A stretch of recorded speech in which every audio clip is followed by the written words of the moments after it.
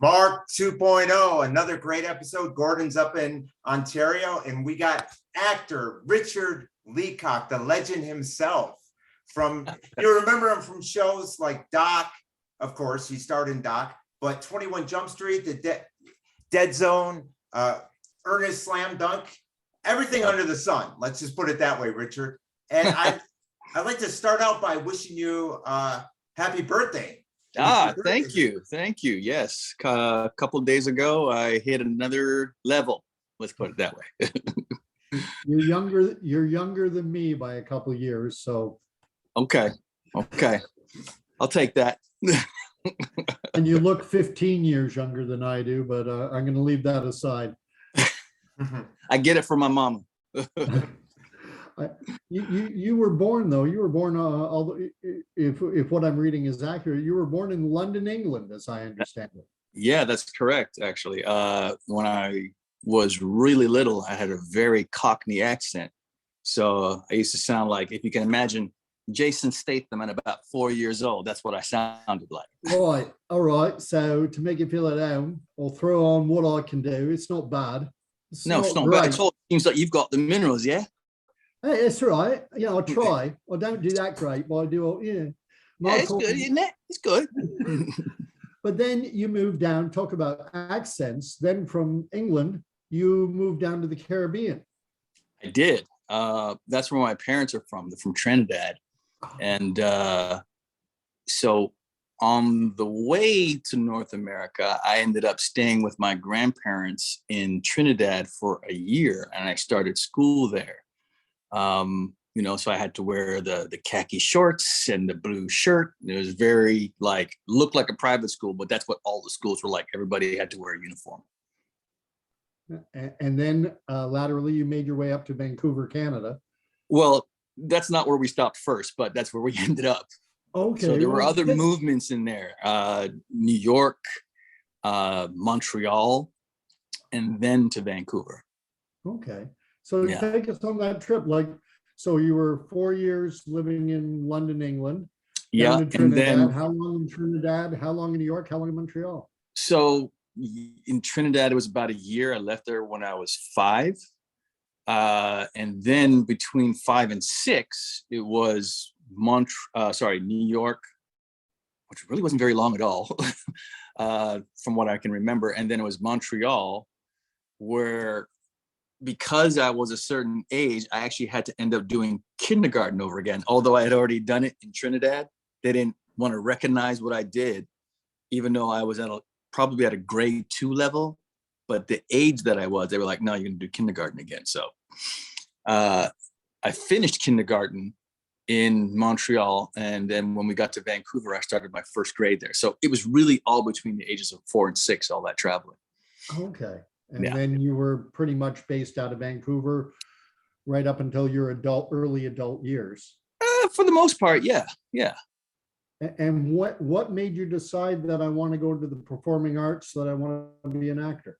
Well, it started with a number of other things first. I was performing as a dancer for many years. Y'all remember when breakdancing became really big? Oh, sure. Well, break into Electric Boogaloo and yeah. Well, your man here could Electric Boogaloo. So,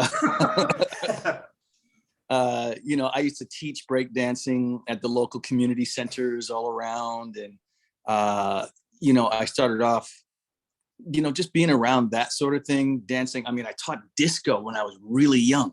When Saturday Night Fever was big, I was actually teaching disco to the adults. I was probably 10 or 11 years old at the time.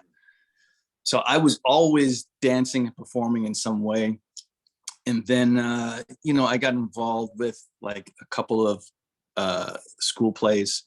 And then I got involved in music as a singer. And as I was in college, believe it or not, to enter the accounting program when I graduated high school. And as I was doing that, I went to visit a friend of mine, actor named Reginald Dorsey, and another friend of mine, Charles Payne, who were both working on the show. They were like the guest stars of the pilot episode. And as I was sitting there, I ended up with a part. What had happened was that Johnny Depp was actually not the original guy that was the lead of 21 Jump Street. There was another actor who got let go not long into filming, and so they had to reshoot some stuff. And there was an actor that had shot the role already that I ended up doing, but he wasn't available to do the reshoot. So I'm sitting there at lunch with Johnny Depp, my guys, the producer director, a great guy named Kim Manners who passed away, and Patrick Hasberg, who's still with us, great dude. And they were talking about it, and Reggie said to the director, because they were talking about they had to get somebody for this part, and my friend said, "Why don't you put Richard in the role?" And they looked at me and said, "It's not a bad idea. You ever acted before?" And I was like, "Yeah."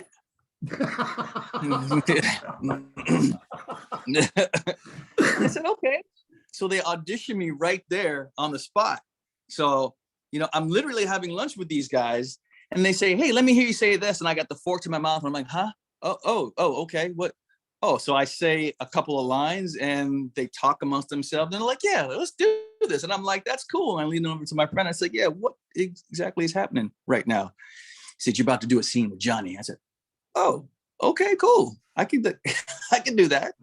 And that's kind of how it all started for me. So I was in the pilot episode. Oh, that's great. And then you went on to do things like the Comish and everything under the sun. Yeah, well, that was 21 Jump Street really kind of jumped it off, and no pun intended, in Vancouver. It really kind of started things going there. And once I started that, I actually did, I don't know, between 6 and 8 episodes of 21 Jump Street, and I was never the same guy twice. No, I saw one of them. I saw one of the episodes. Your hair's much different, isn't it? Yeah, it's very 80s, and there's a lot more of it. Blown out. I call that the Black Mullet from what I had then. That's what I call that. And then, things like the Comish, and that was all a lot of it fell under Stephen J. Cannell, if you remember him. Oh, yeah, I do. A bunch of stuff in Rockford. Well, he built a studio up there. So all of a sudden we had an influx of TV shows coming that he was producing. So I did Wise Guy, the Commish, JJ Starbuck. I don't know. There was a bunch of different shows that he had filtering through. And then that just started other production companies and networks to decide to come up there as well. So it just really got it going for us. Well, I want to ask, so it sounds more or less like you kind of fell into acting.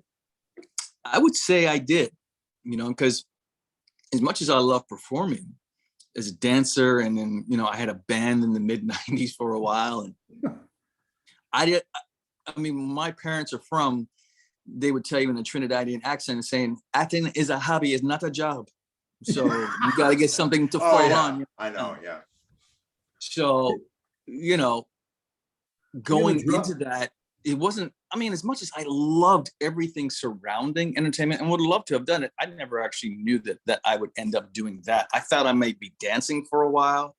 I thought I might be in this band for a while. Acting came, and once I tasted it, I said, "Oh yeah, that's where I need to be." So you've got your parents saying, acting is a hobby, it's not a job. Right. When did you kind of put both feet in and say, no, I'm pursuing this. This is my life. Well, I'll tell you right now, it was as soon as I tasted 21 Jump Street, I left college. Which did not sit well, because those grades didn't go very well either, because I just had my mind on something else at that point. And so I decided to get just a regular day job and start taking acting classes and work towards, doing what I wanted to do, trying to get out, find an agent, do the whole thing. So I just kept pushing and grinding.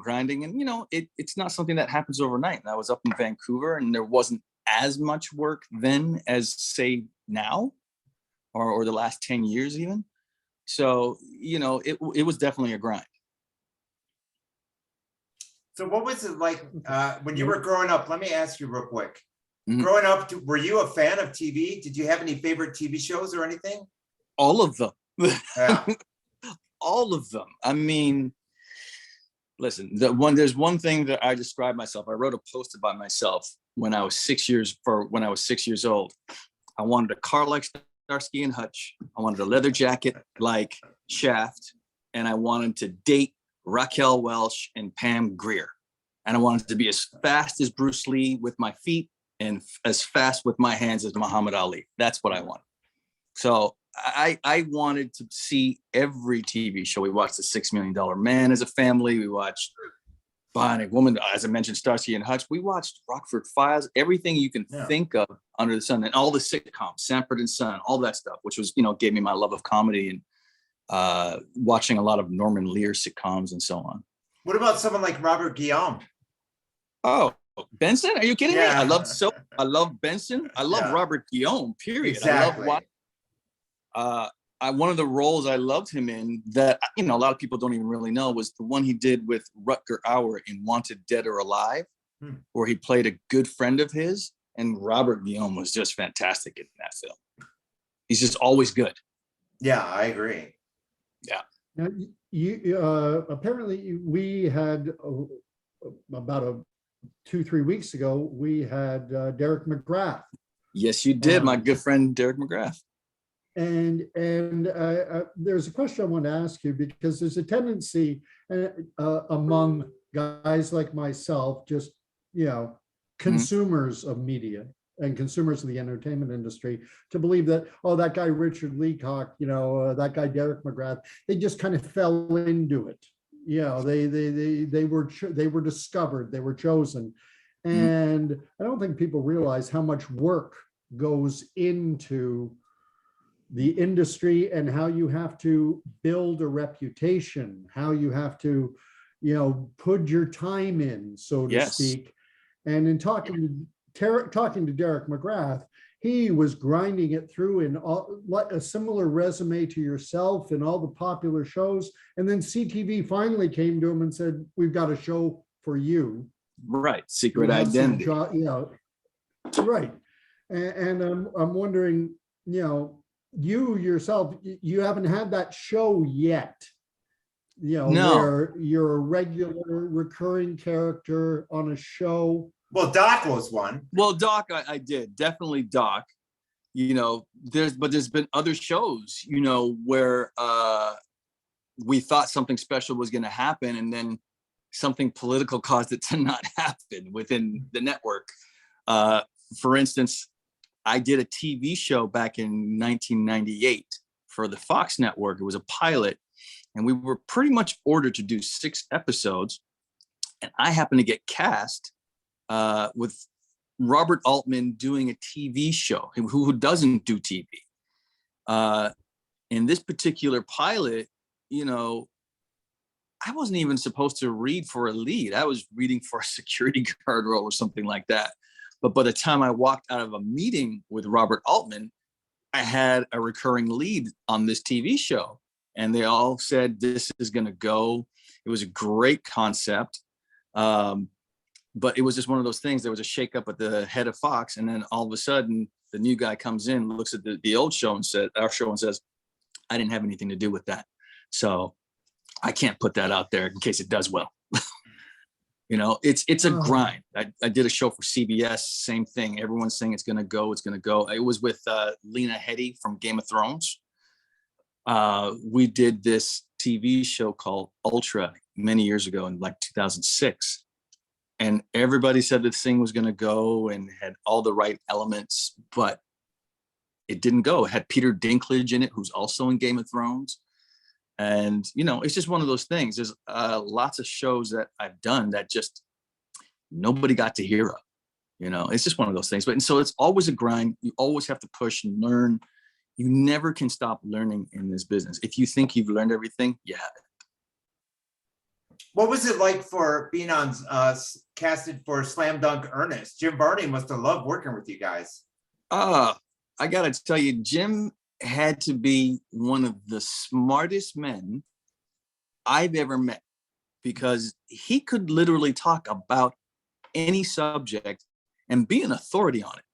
I just remember often, you know, after a day of shooting, we'd end up back at the hotel, and I would be chatting with him in the lounge.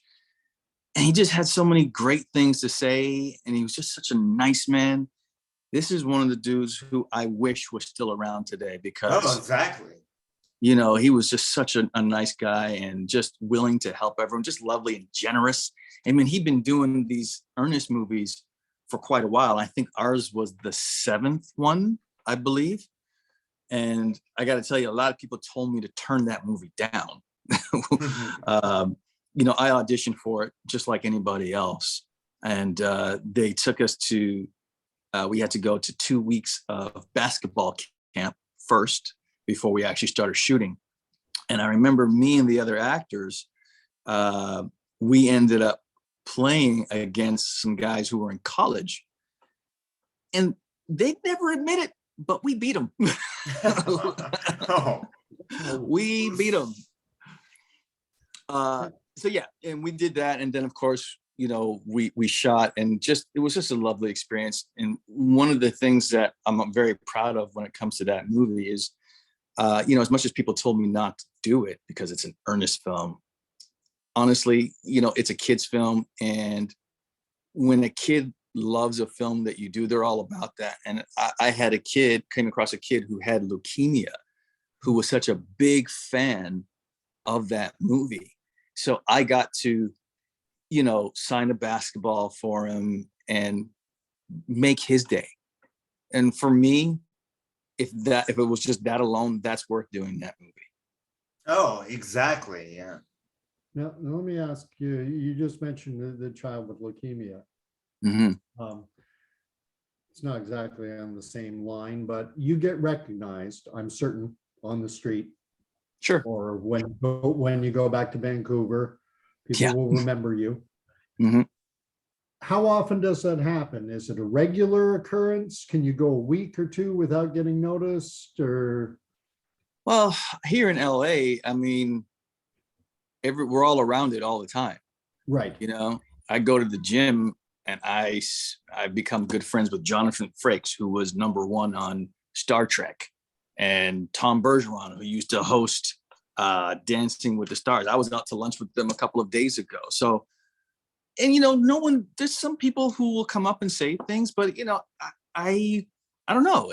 I haven't been back in Vancouver and like stayed there for a long period of time where it would happen. It has happened. I was there not too long ago, and it did happen. You can go a week without someone saying anything, but sometimes you see them kind of looking, but they don't always say something. Or you see them might, you know, do a little whisper to their friend or something like that. But, you know, it's all good. I always wave and say hi if anyone's there. The point I'm trying to get at is there are levels of stardom, and you're at a level where you will be recognized, but it's not constant. You know, then I'm trying to think of a name: Jean-Luc Picard, Patrick Stewart. You know, that guy probably, you know, can't walk his straight. career can't go anywhere in the United States. Yeah, without people, without cars stopping, traffic stopping. Right. Have you, in your mind, have you thought you would like to achieve that level of stardom? Or have you gone down that road and said, well, maybe I don't want to be that famous? I think at every level, there's something that you have to give away to get where you want. I can't sit here and say I've never thought of that. That would be insane. Sure, I've thought of it. And I'm always of the mind, if it does happen, I'm strong enough to deal with it. If it should happen.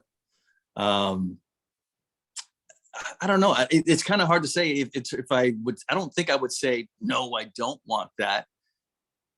But, you know, I know it would be difficult in some respects. I know a few other people who do go down that road, and I see what they do go through. But, you know, it's just, there's different problems at all the different levels. So it's just what you have to deal with. More Money, More Problems was a song that Notorious B.I.G. wrote. And so I get that. Oh, I'm going to bring out an even older line. There was Joey Bishop, part of the Rat Pack, and he was on Johnny Carson once. And Carson, he had quite a roller coaster career. Mhm. And Carson asked him, you've had the highs, you've had the lows, what's better? And Joey Bishop said, I've been rich and I've been poor. Rich is better. Rich is probably better. Rich, you got champagne problems, not poverty level problems. You get to drive up in your limousine and confront your problems. Exactly. So Oh, I'll deal man. with this in a moment as soon as I finish my champagne. Now, well, what about residuals nowadays with the streaming platforms? Do you get residuals every time someone streams one of your old episodes, or does it not work that way? Explain that to us. It's a really difficult thing to understand, and I can't tell you that I have a complete grasp of it. There is money that comes, but I'm sure someone else could be better at telling you about that than me. I know that the unions collect that for us. And the way I get is that some of it goes into a pot and then it gets distributed to where it needs to go to the different people. So that's what I know of it. And the residuals, the way they work, are different in the US than they are in Canada. Makes sense. Yeah. Yeah. Now there's such an industry. Yeah, you are almost the hub of a wheel because you have your agent. Mhm. Then you have maybe a publicist. Then you have all this industry around you. You just talked about, Mark, talking about the residuals and how well that, I have someone else looking after that for me through the union or through whatever mechanism. Mhm. I mean, how often do you feel like you're almost living in a little bubble with all these little spheres rotating around you? I definitely felt that way when I was on doc, because I don't employ a publicist at the moment, but I definitely had one while I was on doc. And so I had my manager and my agent. I had an agent in Canada, agent in US. So you are that business, that they're trying to put forth. So I'm what's going to make the money. So yeah, there's a lot of people revolving around you sometimes. And sometimes it can feel a little strange that all these hands are kind of poking at you and, everyone's got their hand out. And that's, not to discredit anyone else. It's just how this business works, they get paid when I get paid. Yeah, you're almost a commodity. I am that, exactly. Now, let me ask you something about because you got such a great personality. If people go on your, social media platform, they can see you, making all kinds of videos, doing singing with Richard Marx. And one thing I wanted to ask, have you ever done any commercials? Because you got the perfect face, the perfect talent for it. Yeah, I mean, I've done a ton of commercials in the past. When I was living in Toronto during the time that we were shooting doc, and after it, I did a lot of commercials, and that was a lot of fun. Since coming to LA, I've done only a few because it has been less of a focus. But commercials are great because you can make good money, and they can pay a lot too. The business around that has changed a little bit in the last. They've gone a bit more non-union. So, once you're in the union, you're not going back to do a non-union commercial. No. But I did a Super Bowl commercial back in 1999, and it was with Lance Legault, who I think he played Colonel Decker on the A-Team, the colonel that was always chasing after them. Yeah. He's a guy that kind of sounds like this, talks like this. And I love that guy because he had such great stories to tell. He talked about, doing Westerns on the Paramount lot. And then he would see Leonard Nimoy and William Shatner walking into another studio shooting Star Trek. And he had a lounge act, and he was in a room right next to the Rat Pack doing his show in Vegas. So, I mean, he just had a lot of great stories. He's passed on, but man, I listened to that dude talk all day. There wasn't anything that he didn't say that I wasn't listening to. When I was going down your IMDb and looking at all the titles, one jumped right off at me because I saw it at the theater. Lake Placid. Yeah, You- that that is the most warped movie I ever saw in my entire life. I didn't know what the heck I was watching. yeah, well, because it was written by David E. Kelly, so he writes kind of quirky sometimes. Quirky on steroids. I mean, honestly, the best thing, I mean, I got to work with Bridget Fonda, you know, and Bill Pullman, who's still a great dude. Loved working with him. And Oliver of course, Betty White, man. Yes. I got to do a scene with me and Betty White. I don't know how many actors could say that, but I was blessed with that. And again, man, she's just one of those people who, you know, they've been in the business and done everything. And I just always love to listen to folks who've been around for a while and have that history. And because I want to learn, I want to know about all of it. And I've always considered myself a student of this entertainment business. My friends call me Rain Man because I always remember everything about movies and music and all that kind of stuff. They were like, you don't forget any of that stuff. I've probably forgotten more stuff now as I've gotten older, but I still know a heck of a lot of it, a lot about it. But Betty, man, she had such great stories, and her in the role was just amazing because you don't expect that at all. That was my introduction to foul mouth Betty White. Right. No. And you know something, she told me that day that was only her second movie at the time. Okay. The only movie she had done before that was a movie with Christian Slater and Morgan Freeman called Hard Rain. And I was looked at it, I'm like, how is this only your second movie? That doesn't make any sense to me. She said, I've just always done TV. That was her moneymaker. I was like, wow, I just never thought about it that way, because to me, she's just this icon living at that time, you know? It was amazing. So I was really happy for her to see her resurgence. Yes. You know, later on in life for her, that was just amazing to watch. And I just felt cool because I was like, I spent some screen time with her, and I spent some time with her hanging out in the trailer and just listening to her talk. Well, yeah, because she didn't show up until about halfway through the movie. Not Right. just about, and I'm not one who pays attention to trailers and things like that. I'm one of these guys. Oh, I saw this movie, go watch it. Don't tell me anything about it. Don't give me any spoilers. And I'm watching and I'm looking Pullman, Oliver Platt. I apologize, Richard, but you didn't jump out at me at the time. I think it's okay that you say that. I think it's okay. All right. It's okay. That was actually the second time I worked with Oliver Platt, actually, because I worked with him on the very last episode of the TV show Wise Guy. Okay. Wow. Yeah. I did the very first episode of Wise Guy. I did one or two in the middle somewhere, and then the very last one. He strikes me, I've seen him in a number of movies, and he just strikes me as a really strange cat. I don't know any other way to put it. And I wonder if that's just his acting persona, or...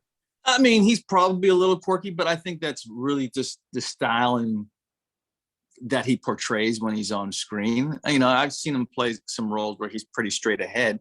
Yeah. But one thing I guess that's really good about him is he doesn't always make the choice that everyone thinks. And I think that's something that makes him a great actor. Yeah. Very You know, good. Richard, one thing that stands out to what your experience with Betty White is, when like I mentioned to you before the podcast, I lived in LA for 10 years. So I did some, you know, just a fly on the wall, some background acting, you know, on various shows when I was going to college and such.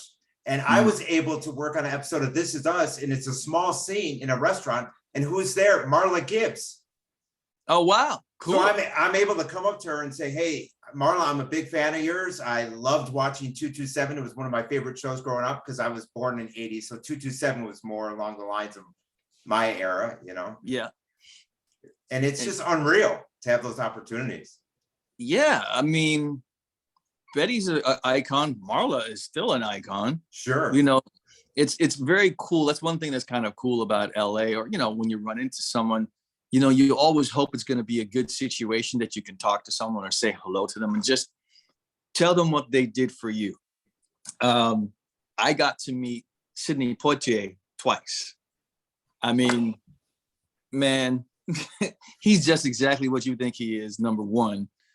The first time, I think I was 18 years old, and I was hanging out with a friend of mine in the mall. And I had just read the first autobiography that he had written. And he walked in to this store that I was talking to a buddy of mine at.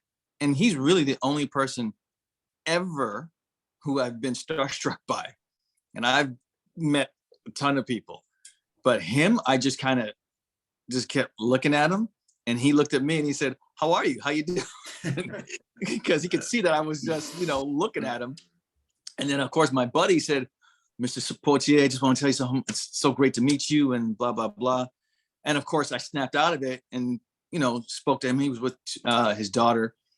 And 2 weeks after that, I'm on the set of Shoot to Kill, hanging out with a buddy of mine who's on the show, and I get to talk to him a little bit again. He's like, "Where did I know you?" And I'm like, "You just met me at the store maybe 2 weeks ago, and I was just staring at you, and you were kind enough to say hello." Yeah. And just after I finished Doc, I was sitting in LA with my publicist at the time at a hotel. We were having lunch, and he walked in. And I told my publicist the same story that I just told you. And she said, "You need to go and tell him right now." I'm like, "I don't want to bother him." She's like, "Go and tell him that story right now." Because it had been years, because we're talking 1987 somewhere when I first met him. And so in 2006, I got to go up to him again and just tell him. And I said, "You're one of the reasons I do this, watching you in the heat of the night, and To Serve with Love. Look Who's Coming to Dinner.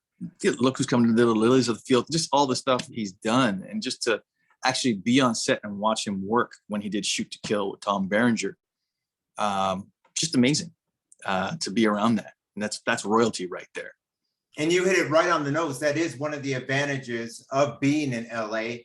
For example, when I was in college, I originally went to Valley College, but then I transferred over to SMC, Santa Monica College. So I'm part of the Rotaract Club, right? At our college. And the Rotaract Club of Santa Monica College met with the Rotary Club of Santa Monica. So we're serving at this, one of the USC professors' houses overlooking the Pacific Ocean. And who's his next door neighbor? Dick Butkus. And I was a diehard, Chicago sports fan. And I go up to him, I'm like, "Dick, right?" And I was able to have a 15-minute conversation with him, took my picture with him, hung out with him and his wife. I mean, yeah, you're really not going to experience that anyplace else, I don't think.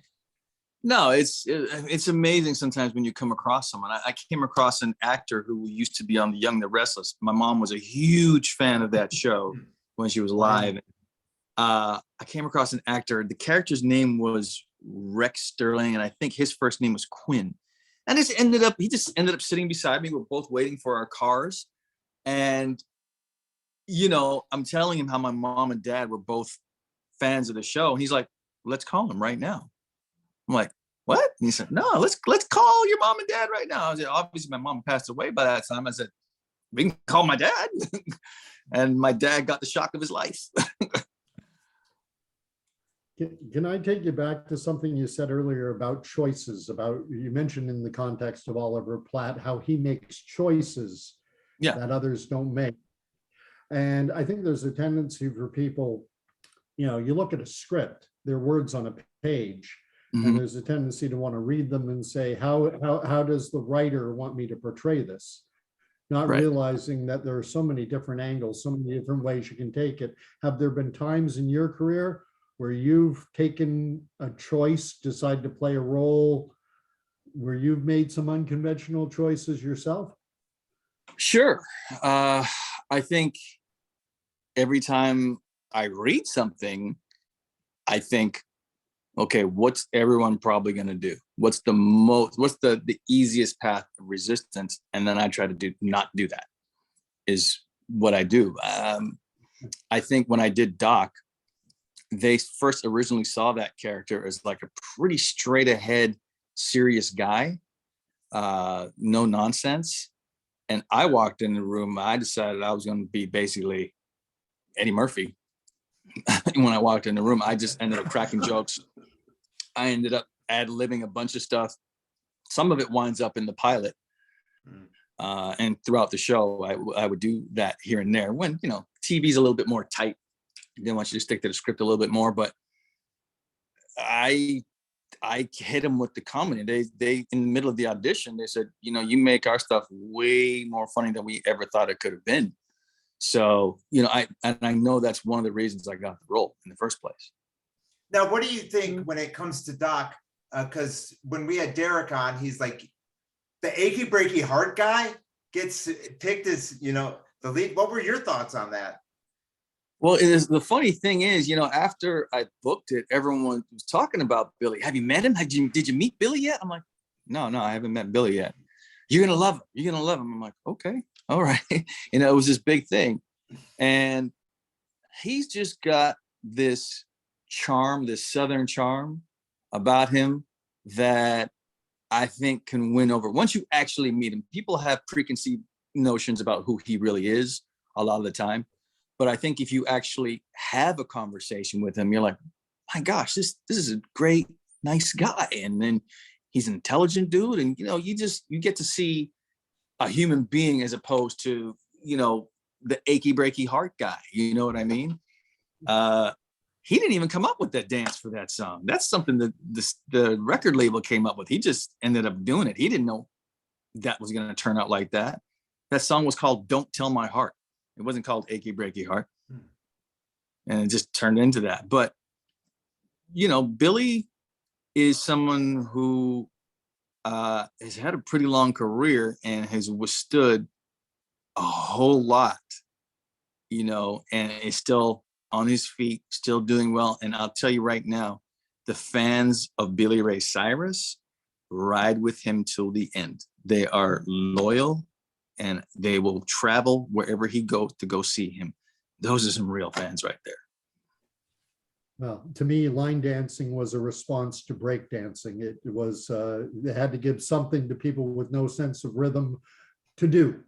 Well, I mean, honestly, you know, the line dancing started back in the disco days with the hustle and, you know, all that kind of stuff before that. You know what I mean? It's just everything comes and goes all the time. You know, breakdancing came and all the street dancing came and then it died down. But then when I see people doing that today, they've taken it to a whole other level. I mean, what I did was cool. What these guys do now with that, I can't even attempt to think about what that would be like. Yeah, it just amazes me to think that, you know, if, I'm just trying to do the math, but if back around 1986, 1987, if you hadn't stumbled onto 21 Jump Street, rather than us talking now, you might be doing my taxes. You know what? I'm going to tell you what right now. That probably would not have ended up happening somehow, some way. I would not have been doing that because I didn't even like math. I mean, I was doing it because I studied that the last couple of years of school and I just ended up doing it. But I always felt like some form of entertainment was going to be for me. Yeah, that's excellent. So what do you see in the future for yourself? Lots. I don't feel like I've scraped the surface yet, to be honest with you. So there's going to be some producing in my future, some more writing, as well as acting. There's projects that I'm a part of right now that I'm trying to get off the ground, and, you know, shorts that I've shot that we would like to turn into either TV series or films. So I've gotten into working with a number of different people who are making things happen. And then been lucky enough, what this city is definitely good for is meeting people who can somehow make those decisions to help push, you know, projects forward. So that's what the movie is right now. As you know, we're always a gun for hire as actors, but I'm very entrenched in trying to make some of my own things happen as well. I've done it before. I just hope to do it again. And you're a pretty good singer too. I can carry too. Yeah. Yeah, that was pretty cool. That thing that I did with Richard Marks that I put up on Instagram. I just thought, what the heck? I haven't done anything like this in a while. He already has his side recorded, and then I went and recorded my side and harmonized with him. And then he actually reached out and gave me a compliment. So that was kind of cool. Yeah, that's awesome. I mean, and look at him. He's still going strong. And He is. his whole career he has. Yeah. Yeah. He's getting big on TikTok now and everything, doing all this stuff. So good for him, because he still tours and all his fans are there for him. He's making himself relevant again. Well, I have, I'm going to drop a couple names on you. I'm just curious. Have you ever come across a gentleman by the name of Michael Philip Edwards? I'm not sure that I have. Maybe. I'm not sure. Fellow Canadian based out of LA. He's writer, producer, actor. I should meet him then. And the other one would be another guy I went to high school with who got into acting, Nigel Williams. Now that name I know. I don't know how I know that name, but I do know that name. He's mostly stage. He's appeared in the Stratford Festival and the one in Niagara on the Lake, the Shaw Festival. So, okay, I've probably run across him because I mean the business is kind of small, so you at some point or another you normally hear. Nigel and I went to high school together, and it was reminiscent. Nigel went big into acting, stage acting, and his family's Jamaican. And I remember hearing his parents say the exact same thing that your parents said to you. It just rang a bell in my ear immediately. This is, I can't tell the difference between a Trinidadian accent and a Jamaican accent, which will get me into all kinds of trouble. It will. My wife is from Jamaica. She hates it when I do the Jamaican accent, but I do it better than her. That's all I know. If she sees this, she'll kill me, but it's facts. Oh, that's an interesting dynamic that I don't know what it is. Why don't Trinis and Jamaicans like each other?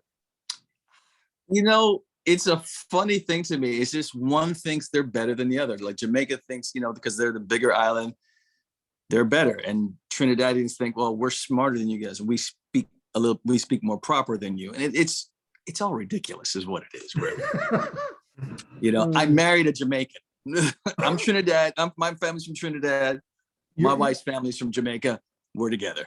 We're bridging the gap. You're a mixed marriage. Yes, we are. My son is proof of that. Oh, very good. Anyway, anything more, Mark?